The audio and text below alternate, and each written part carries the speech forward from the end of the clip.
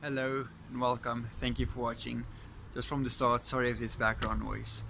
Okay, so today's message, the power of words.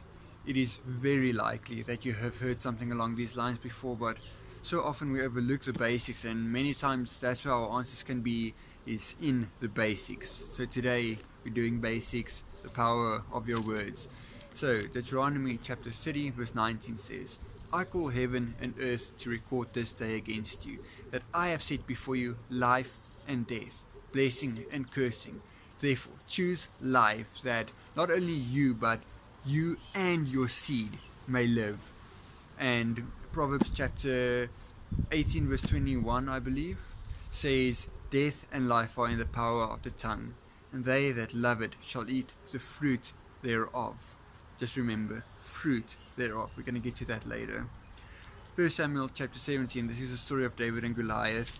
And I've spoken about this before, and I'm probably going to speak about it again in the future. But verse 45, I'm going to start verse 45. 1 Samuel 17:45 says, Then David said to the Philistine, Thou come to me with a sword and with a spear and with a shield, but I come to you in the name of the Lord of hosts, the God of the armies of Israel, whom you have defied.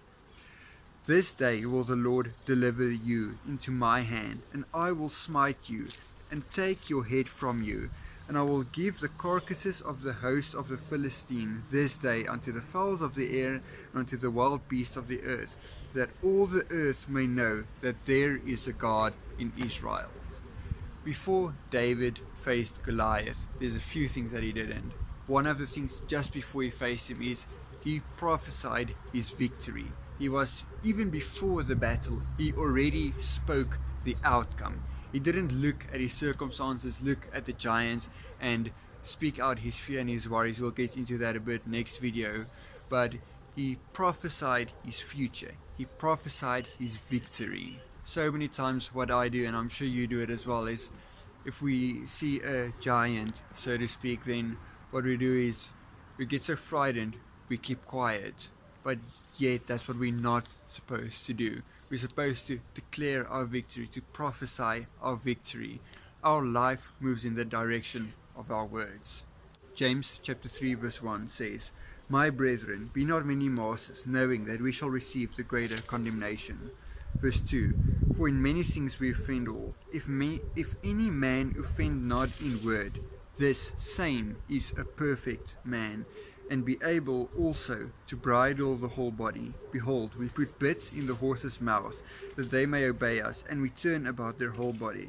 Behold, also the ships, which though they be so great, and are driven of fierce winds, yet are they turned about with a very small helm, whatsoever the governor listeneth. Even so the tongue is a little member, and boasteth great things.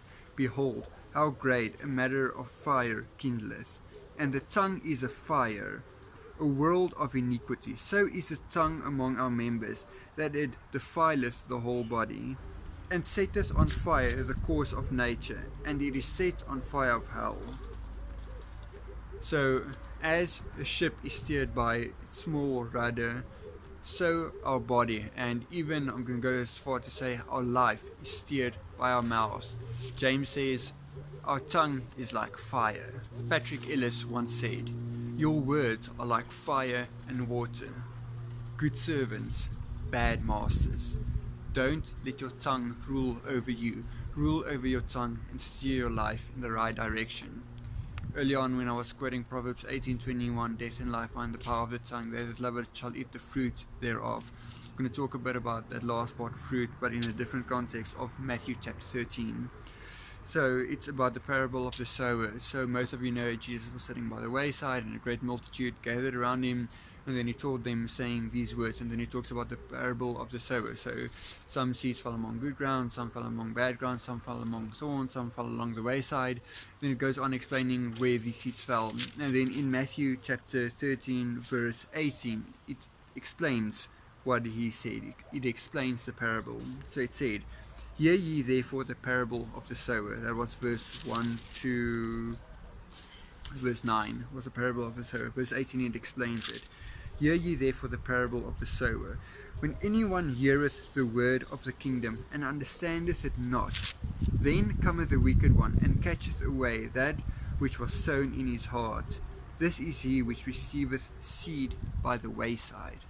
So here it explains that the seeds are words, like verse 23 says, but he that receiveth seed into the good ground is he that heareth the word, and understandeth it, which beareth fruit. They shall eat the fruit thereof. They beareth fruit, and bringeth forth some 100, some 60, some 30-fold. So whatever we sow, we will reap. So my message for you today is, if you don't like what's coming up around you, if you don't like what's happening around you, change what you sow. Remember, this was once a seed.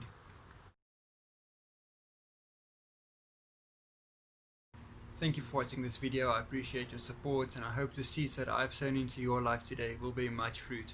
If you haven't already, you can click subscribe right here, or perhaps watch some of my other videos by clicking here or here. Share this video with someone else who you think might find value from this, and let's take the word to the world. Peace.